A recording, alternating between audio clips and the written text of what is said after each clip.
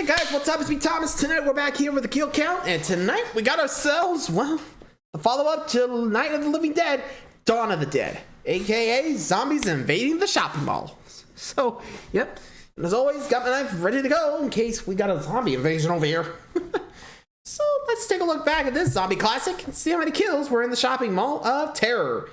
Be sure to like, subscribe for more. Hope you enjoy. Let's go. So, shopping mall of terror. Is that a B movie I've heard? Welcome to the Kill Count, where we tally up the victims in all our favorite horror movies. I'm James A. Janice, and today we're looking at Dawn of the Dead, originally released in 1978, 10 years after Night of the Living Dead. Whereas Night showcased the beginning of the zombie problem, Dawn shows it becoming more widespread. Appropriately, the scope of the film is much larger than its predecessor. No longer confined to a single farmhouse, Dawn zooms out to show us how various institutions react to the new reality, before narrowing back down to follow a group of 4 survivors as they hole up in a shopping mall and make the place their home. Night of the Living Dead was revolutionary, but Dawn of the Dead is nearly just as important, and also my personal favorite zombie movie. Might even be in my top 10 horror films of all time. It's an awesome mix of action, horror, comedy, and satire, all put together by a group of horror movie legends. Firstly, George A. Romero, who once again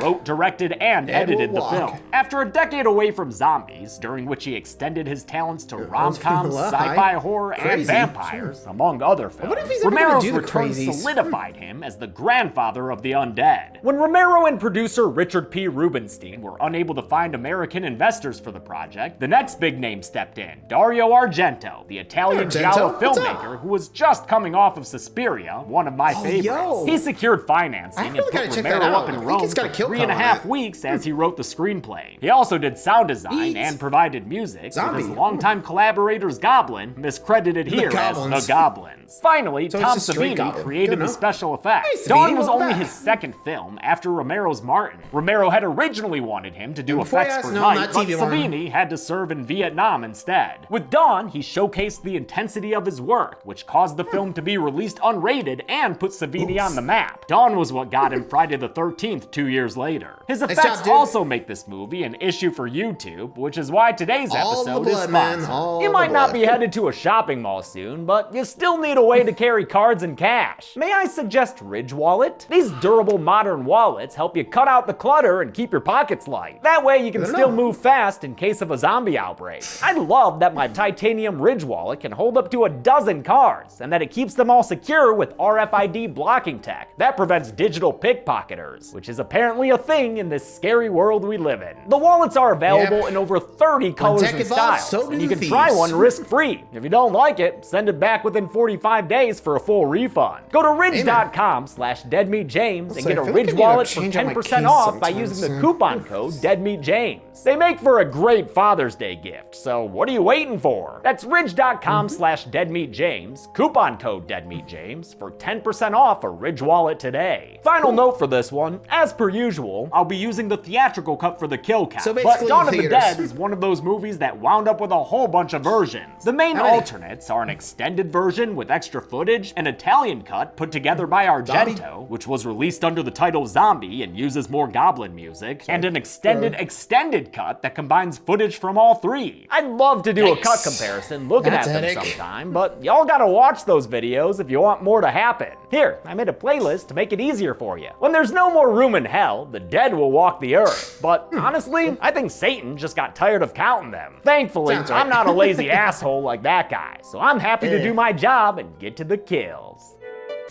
Yeah, I always did wonder about the whole phrase, you know, there's no more room in hell, the dead will walk the earth. Like, you know, I think I remember back in, like, Has-Been Hotel, didn't they mention something about a purge that would get rid of, like, some of the bodies in hell? Huh. Weird. I don't know, I mean, I'm not sure that's actually true or not, but, I mean, then again, considering what we lived through, as we haven't seen zombies yet. Really. You know, actually, speaking of zombies, I did hear about this, like, zombie virus that, don't worry, doesn't eat us, just amoebas. That was actually recently unfrozen. Yeah, I'm not kidding, look it up. Recently unfrozen. Yeah, I think I said that right. Sorry, I didn't make sure. But anyway, enough about that. Let's just see how many kills and zombie kills that we get in Dawn of the Dead. Let's see what you got, Romero. The movie begins on a shaggy red wall. Wake up now, little lady. It's time for a title card. It's been 3 weeks since the undead began rising to walk the earth, and things are chaotic everywhere, including at this broadcast station. People nowadays know about zombies, the problems. The government is now telling people not to stay inside their homes, which is the movie's way of saying that the world of the first film is gone. At this point in the catastrophe, you can't just pull up in a farmhouse. Now it's all about emergency stations and emergency protocol, which includes destroying the brain of your deceased loved ones. Black interviewer Sidney Berman yells that he doesn't trust that advice, even though his guest Dr. Foster warns him of this threat's cyclical nature. It gets up and kills. The people it kills get up and kill. I mentioned the host's race because this distrust towards authority by minority communities is one of the many themes this film comments on. Director George Romero, here in a cameo alongside his then wife and assistant director Christine Forrest, may have stumbled into cultural commentary with Night of the Living Dead, but in Dawn, he decided to make his messages loud and clear. I wanted to try to give it the same thematic core that the original film had and speak about some of my own ideas about society, and I don't think it's an underlying message. I think it's like in your face. TV producer Fran Parker, played by Galen Ross in her first acting gig, sees the writing on the wall when her boss says to keep advertising defunct rescue stations. Without those rescue situations on screen, every minute people won't watch us. They'll tune out. With things descending into all new levels of fuck it, Fran had better get out of here with her boyfriend Stephen Andrews, played by David MG, who weirdly enough was that Moonface guy in Basket Case 2. Stephen's a traffic report helicopter pilot, and he makes a plan with Fran to steal that whirlybird and fly away. Elsewhere in Philadelphia, a SWAT team prepares to raid a low-income housing project for refusing to hand over their dead. The inhabitants inside are black and Puerto Rican, and slur alert, this dude Wooly doesn't like that one bit. Low-life bastards, blow all their low-life little Puerto Rican and their asses right off. Yeah, dude's a piece. Yikes. Okay. To be real, I think, you think Iron Man's ever heard the movie, saw that scene, was like, "Oi!" I don't know why I keep bringing the VTubers into this, but yeesh, can't help but bring him up. And also before I forget, hey, Iron Mouse, congrats on winning VTuber of the Year. Way to go. Anyway. Piece of shit. Officer Roger DeMarco tries to chat with someone who's not a walking hate crime, but rookie Roy Tucker is killed as soon as the rooftop shootout begins. A group of men who live there, that's why you gotta chap behind walls, tries to fend off the police, but are gunned down pretty quickly. 3 of them right away, and though Roger tries to save a 4th, the guy runs out to get shot and do a swanton off the roof. The cops use smoke grenades and begin to move in, and once again, Romero is incredible at portraying noisy, helpless chaos. Wooly goes pure evil and kills 2 innocent men, the second with a shot that blows apart his head. Holy God. Jesus Christ. That disturbing kill was done so graphically to immediately set the tone. We needed that kind of sucker punch just to say that this is real horror. Savini filled a rubber head with condoms and apple cores, then blew it up with a real shotgun. Classic Savini. Stephen tries to stop Wooly from more bloodshed, but it takes a mystery man from another unit to put him down by shooting him through the back. Good. Thank you. And don't ask me to count that body back there. It's the dude whose head blew up, even though that doesn't make sense spatially. We get our first look at Dawn of the Dead zombie design with their famous face paint that looks like pool cue chalk. Tom Savini, confronted with how to depict the zombies in color, tried to make their faces gray with simple pancake makeup. Which was not a good idea. Sometimes it photographed green, sometimes it photographed blue, so I don't think anybody was ever really just gray. Roger and his fellow officers are able to kill 2 of these zombies, but a 3rd one named Miguel makes it out to the hallway, where he kills a loved one who embraces him by eating at her skin. Zombie Miguel is then killed by other officers. A young cop just can't handle all this apocalypse, so he joins the count by shooting himself in the head off screen. Downstairs, Roger meets Officer Peter Washington, the guy who shot Wooly when he was being a mammoth problem. Peter's played by Ken Forman, a titan in more ways than one. Dude's a horror legend and kill count veteran, with 4 previous appearances under his massive belt. Also, he is so large, he makes Chelsea and I look like children. While Roger and Peter are bonding, a one-legged priest arrives to tell them he's given last rites to a stash of undead bodies in the back. So, GLHF with that. You are stronger than us. Well, soon I think they be stronger than you. It's not easy for Honestly, if I was in charge of like a ragtag group of survivors in a zombie apocalypse, they refuse to kill the zombies, I would be like, look, dude, you're not killing them, you're putting them back to rest. Peace, okay? There's suffering out there, so just one good shot, they'll be put back to bed. You know? Easy. I mean, not sure that will be easy, but hey, probably give them a good reason to shoot them. You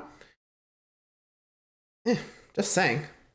Like, you've always seen, like, zombie movies, like, people are sometimes sympathetic to the zombies, you know? Which seems kind of dumb, since you already know they're dead, right?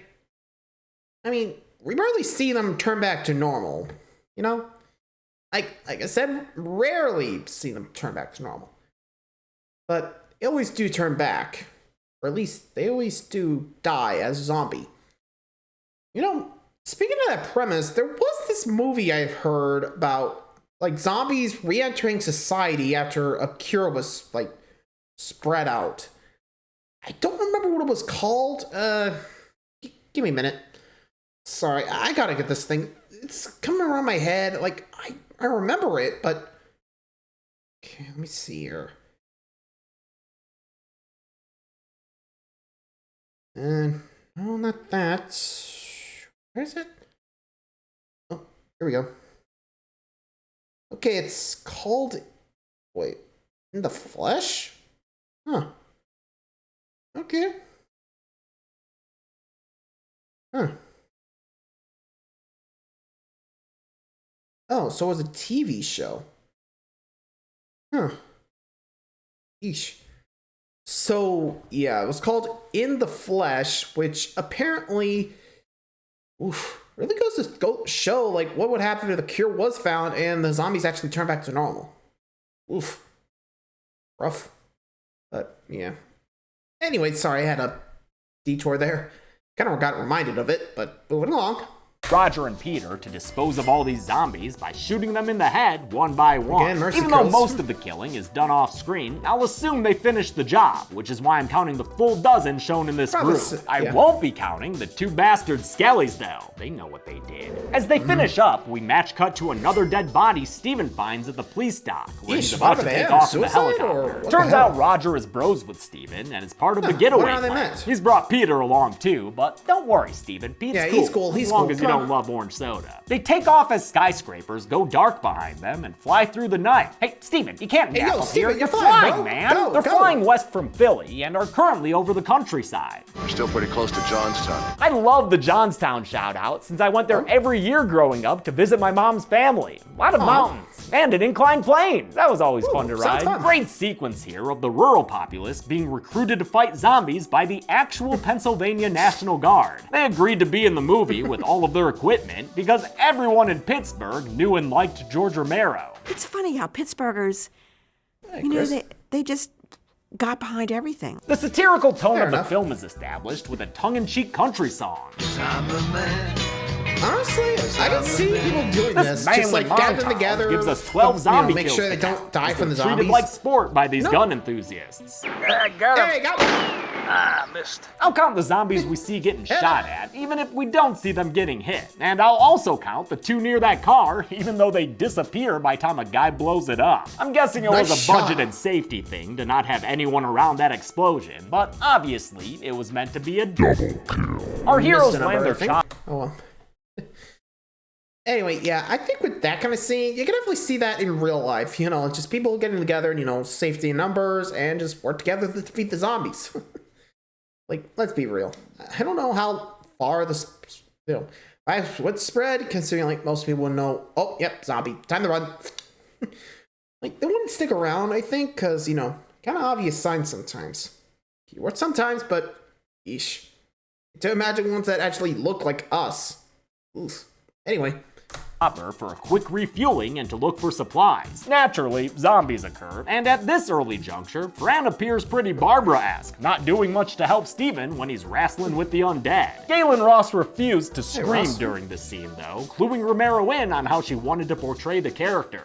Galen sort of woke me up to the idea that that's not necessarily the way it should go. Steven saves himself by braining that zombie with a mallet, then gets up and full-body tackles this other Zed while running away. I've always loved how ridiculous that looks. Another zombie accidentally kills himself with a haircut from the chopper blade. Jeez. This infamous kill was done with a prosthetic that added 2 inches to the actor's head, which was then pulled away with fishing line as crew members pumped blood through tubes. The helicopter blades were animated in later. During this pit stop, Peter has his own traumatic experience when he's attacked by 2 zombie kids played by Tom Savini's niece and nephew. He shoots and kills the children, which has a visible effect on him. Ken Foray wasn't a big fan of doing it either. Didn't enjoy that, shooting the kids. Steven begins his character arc of masculine insecurity by missing all the shots he takes against zombies, and nearly shooting Peter in the process. Roger has to step in and kill the Zeds for him, including this bald one who would later be used in a lot of the movie's advertising. Peter is pissed about nearly getting shot, and his annoyance with Flyboy continues as they argue over where they can take this stolen bird. Wake up, sucker.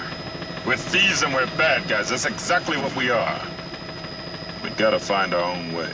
Their own way leads to a shopping mall, which is the setting that makes this movie an all-time classic. It's the ultimate fulfillment of zombie apocalypse daydreaming. It's got power due to a generator and supplies thanks to consumer culture. But it's also got a few zombies wandering around inside. What are they doing? Why do they come here?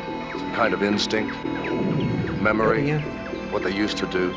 This was an important place in their lives. Gee, George, trying to tell us something? Romero came up with the idea for Dawn while touring this mall in Monroeville, Pennsylvania. Opened in 1969, it was one of the earliest shopping centers in the country. And since this was before the mall craze of the 80s, Romero included a line for any unfamiliar viewers. What the hell is it? Looks like a shopping center, one of those big indoor malls. Dawn's budget was about $1.5 million. Much bigger than Knight's, but still not huge. That normally wouldn't be enough to shoot inside a shopping mall, but Romero was friends with the mall's manager, who he had met during college at Carnegie Mellon. He allowed them to shoot around the mall's business hours, restricting them to overnight shoots from 11 p.m. to 7 in the morning. That's pretty short for a shooting day, but the small crew was enthusiastic thanks to Romero's collaborative leadership. It's the our gang style of shooting. You know, let's make a film. The Renegades gun-butt their way through a roof window, gaining them entrance to a back room filled with supplies. It's separate from the shopping mall, with the only way in through a stairwell, so after barricading the only door, they're able to get some rest and eat Spam. Don't knock it. It's got its own key. Peter and Roger figure there's a lot more than Spam downstairs, so as Steven sleeps, they decide to explore. Peter leaves Fran with a gun to protect herself. You'll probably hear some shooting. Just don't panic, okay? Peter's so fucking cool. They head through hallways and boiler rooms and turn everything on to distract the zombies. Music, escalators, fountains, whatever throws them off their game, you know? The sequence gives us 3 background bodies to count, including one on the escalator, who I get real nervous watching. Fear and respect, people! It's in the mall that Romero adds a lot of humor to Dawn. You can laugh, and you can have as much fun as you want with this, but remember, there's something else going on here. The comedy not only comes from the zombie antics and elevator music, but also from the playful banter between Peter and Roger. You game? I need letter fluid. You got it. Aw, they're so cute. They're also effective, killing 2 zombies as they unlock a door to get into JCPenney. There are no zombies in the stores themselves since they've been locked this whole time. So even though Roger loses his rifle when a zombie takes it away from him, the mission is worth it. They're now safe from zombies, as soon as Roger shoots this one that slid in through the door with them. Steven wakes up and, just needing to feel like a man, takes Fran's gun to go join in on the fun. Oh, Flyboy, the SWAT dudes don't need your help. They've already stocked an entire wheelbarrow full of supplies and have figured out how to herd the zombies by luring them around with noise. Romero wanted these zombies to be individuals, so he told the background actors to come up with their own zombie styles. He let us do what we wanted to do. Production could only afford to pay zombie extras a single $1, but locals kept showing up and working the long hours just so they could be part of Romero's latest film. On his solo mission, Steven finds a map and another gun he doesn't know how to shoot. This is proven in the boiler room when zombies zombie Josh Holloway comes after him. Steven gets all rootin' tootin', his missed shots zipping and zapping as they ricochet. His one and only final shot kills the zombie, sparing Steven a boiler room death. And you don't want one of those.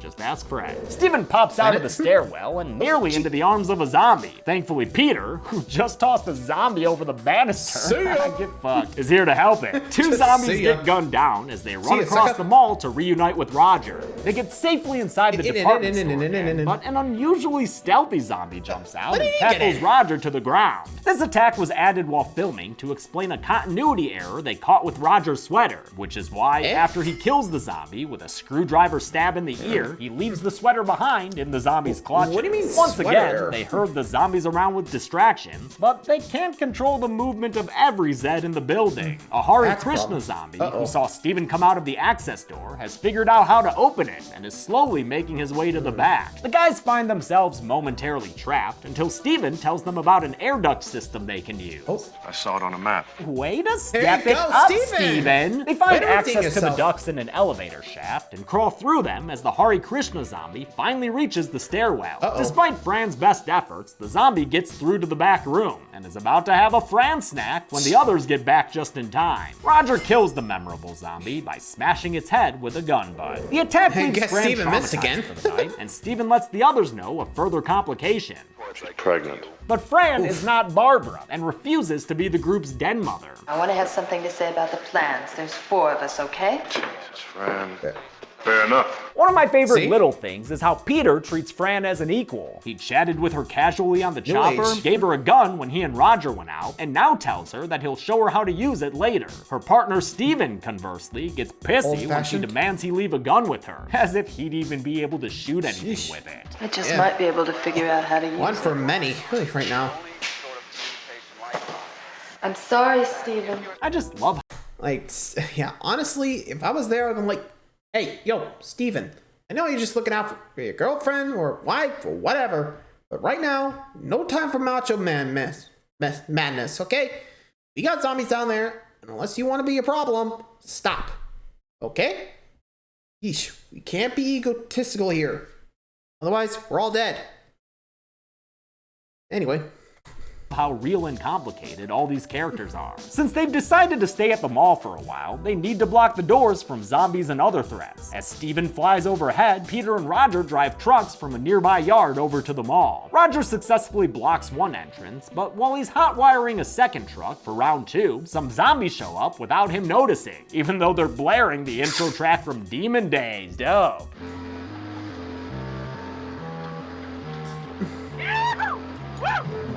Roger is attacked by a lady zombie in plaid, played by Jeannie Jeffries, who was an assistant makeup artist and Tom Savini's girlfriend. Peter comes over and kills her with a which saves Roger and gives him some blood to wash his face with. Roger then gets a kill for himself by shooting another zombie in the head. This close call puts Roger on tilt. We got this, man. We got this by the ass. And Roger on tilt kinda sucks. He's now more reckless, intentionally hitting and or running over 4 zombies/dead bodies, all of which I'll count. He's able to block the second mall entrance, but spends too much time revenge shooting these 2 zombies to death. It nearly gets him bitten, except Fran saves him from the rooftop. Peter gives his friend a stern talking to, but it's too late. The next time they're back at the trucks, Roger is overwhelmed. Roger!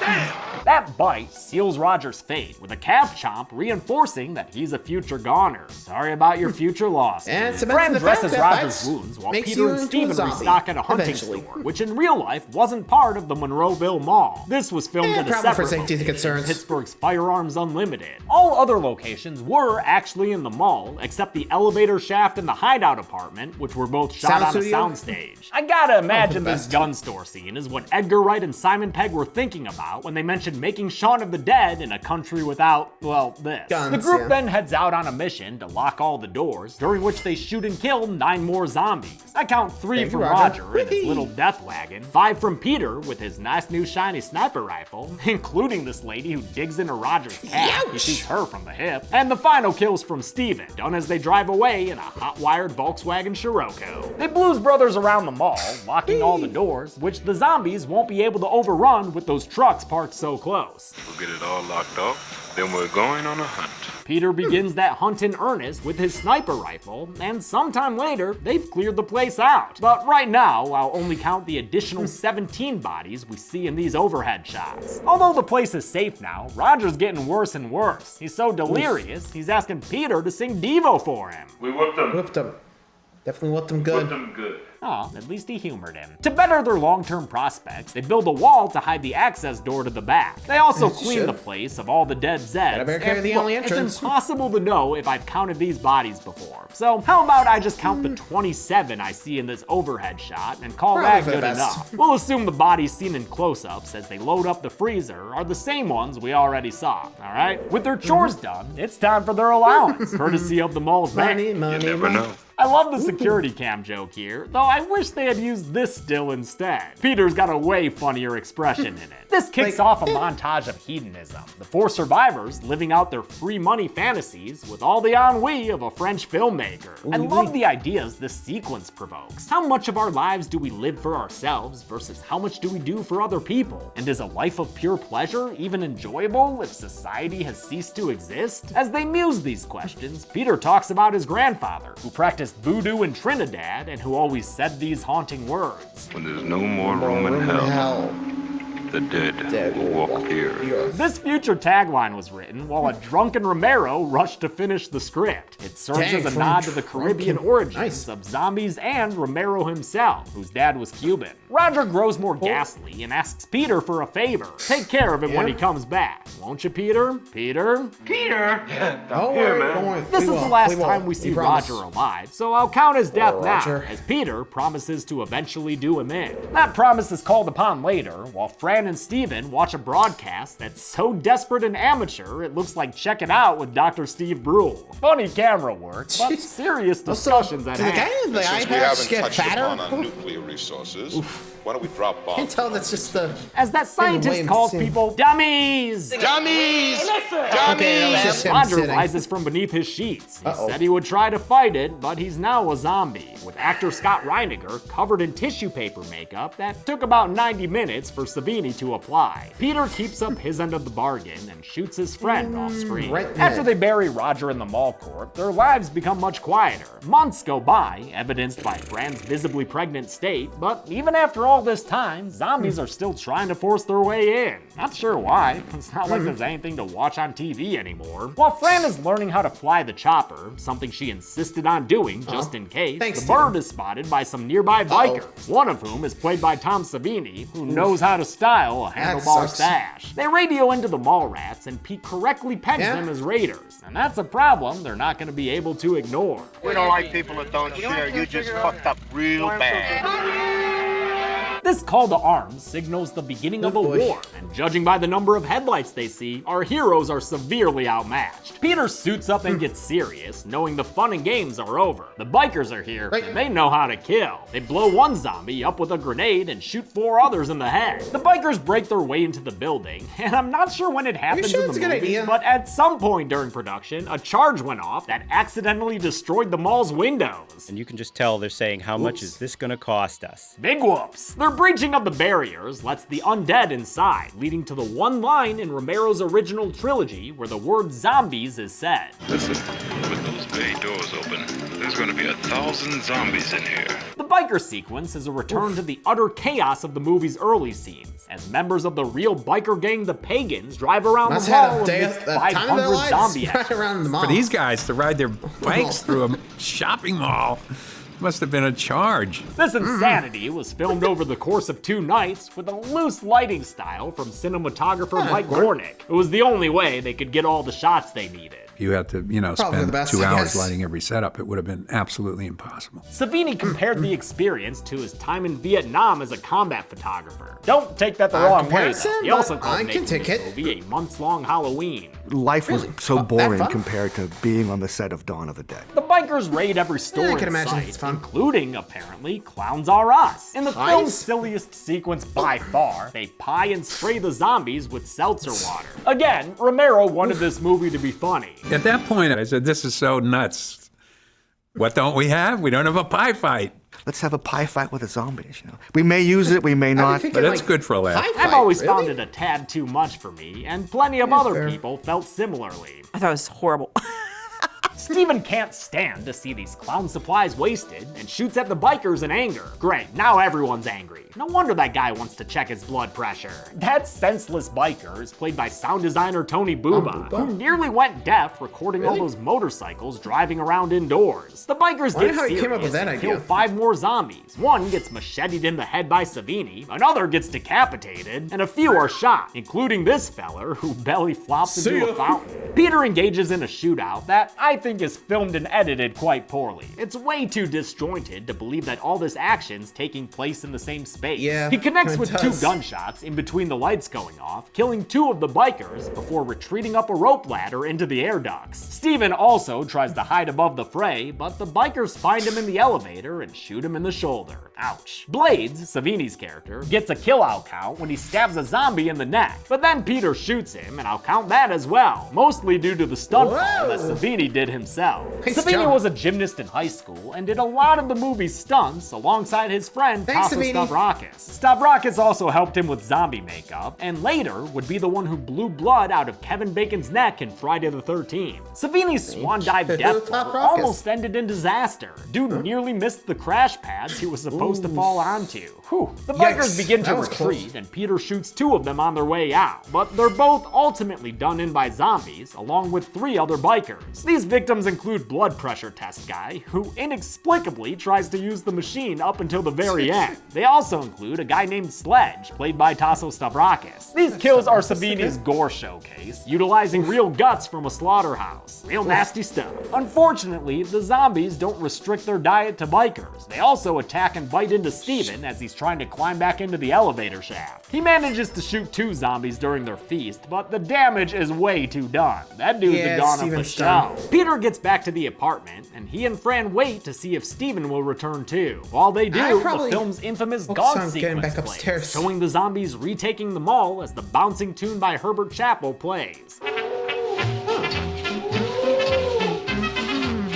It's during this montage that Steven is revealed to have died in the elevator. He's now a zombie, with top-tier zombie acting from David MG. He had a blast coming up with his limp and deciding his gun would be stuck on his finger, and Romero was a huge fan of the end result. His body language, it's really worthy of Lon Chaney. Zombie Steven instinctively returns to the access door, followed by a bunch of his new friends, including the one who took Roger's gun. By muscle memory, he tears down the facade of a wall they built, and when Peter hears this, he tells Fran to leave, but says he doesn't want to go with her. He'll buy her some time though, by striking Zombie Steven in the head. What a blood splatter! Zombie Steven's followed in by a bunch of other zombies, the frontmost of which is played by the film's weapons coordinator, Clayton Hill. Peter sends Fran out to the chopper and retreats into a back room to kill himself with a Derringer, and in Romero's original ending, he did. And then Fran did too, by sticking her head in the helicopter blades. But despite rumors and false memories, that ending was never filmed. Savini did make a cast of Galen Ross's head for the scene, but it was repurposed to be the exploding head in the Project Raid. Romero changed the script after feedback from the cast and crew. I thought a particularly strong ending. At the same time, I could understand why they thought that would be